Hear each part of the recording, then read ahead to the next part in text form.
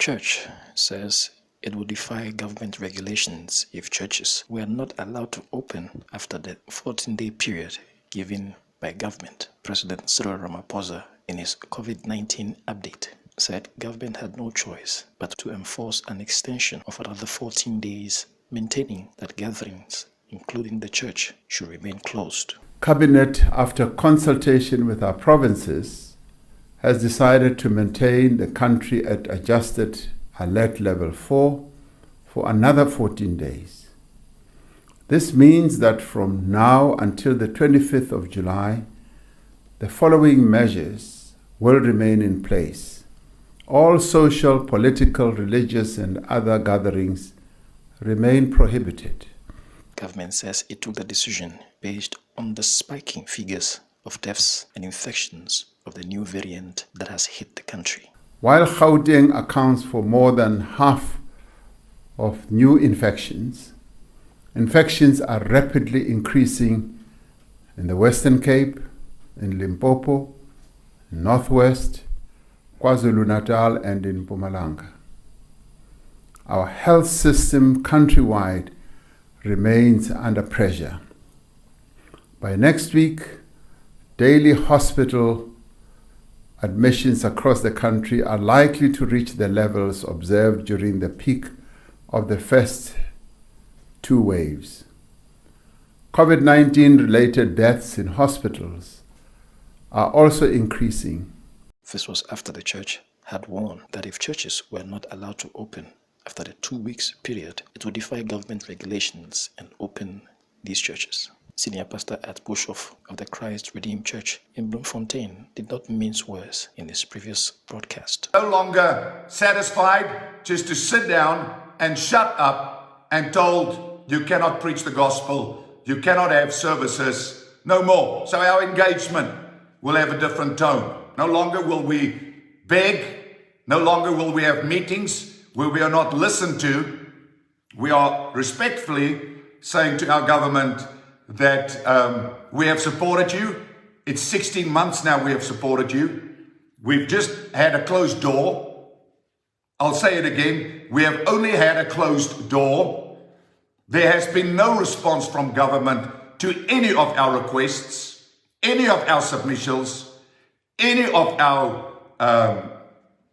wanting to be involved in fighting this pandemic intelligently. Nothing. Zero. We have a closed door. But come the 1st of August, I don't care what the regulation is then. I don't care what has been decided by the scientists that change all the time, who do not care about people's spiritual well-being, who do not consider the emotional havoc that this lockdown is causing. Come the 1st of August, we will open our churches to 50% and more.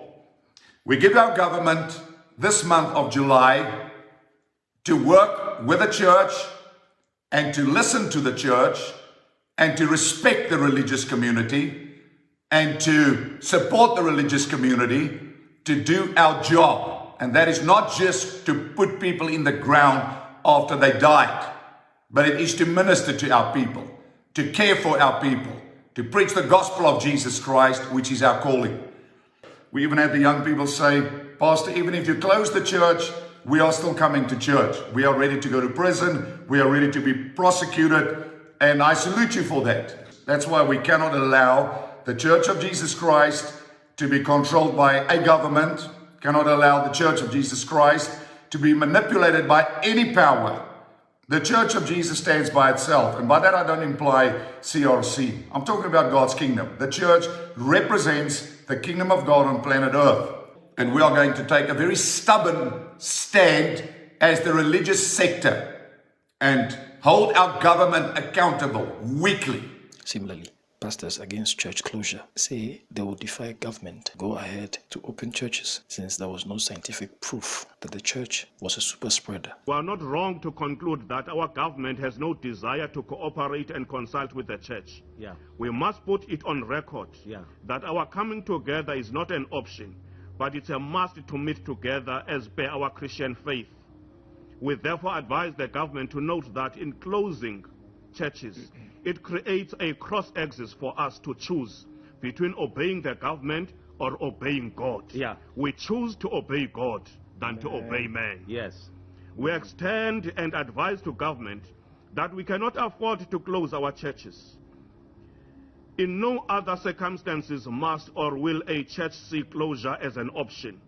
We therefore reject the closing of churches, as we label the closing of churches to be draconian and dictatorship by the government to disregard our rights in all means necessary. I want to state categorically that we condemn the closing of churches.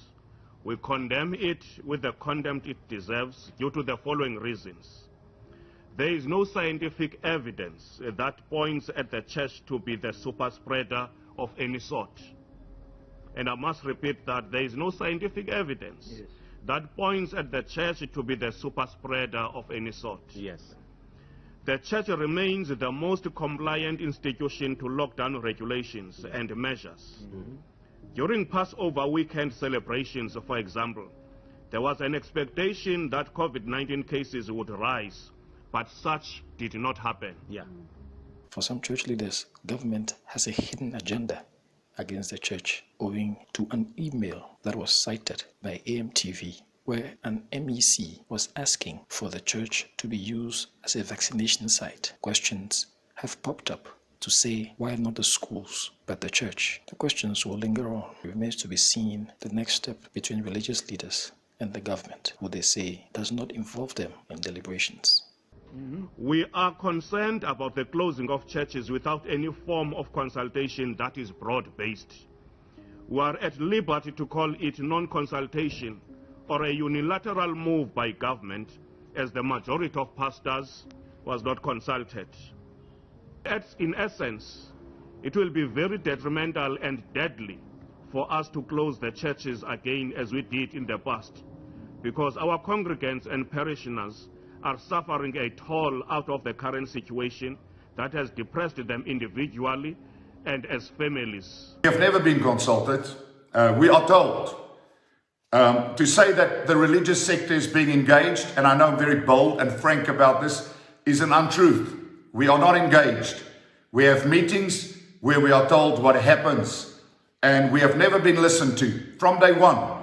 From the first meeting we had with this government, to ask for direct access and to ask for communication and to ask that we may be involved in the decision making to keep our people safe spiritually, emotionally, physically.